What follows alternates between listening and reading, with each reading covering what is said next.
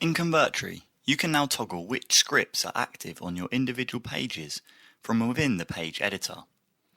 This means if you decide that you no longer want a script to be applied to a particular page, you can simply toggle it off in the page settings instead of having to delete and re-add it.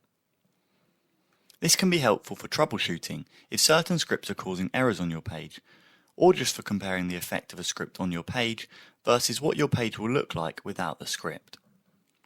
To use the script toggle, in the page editor, go to the Page Settings menu in the top toolbar. From the left-hand menu, select Custom Scripts.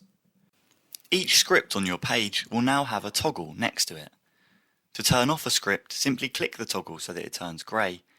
To turn it back on, click it again so that it turns blue. Please note you will need to republish your page to see the effects applied.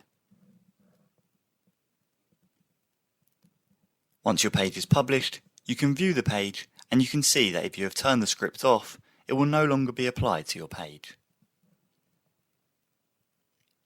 If you want to test it as on, go back to the page settings, click the toggle to turn it on, click Done, republish your page, and when you view the live page, you will see that the script will now be displayed.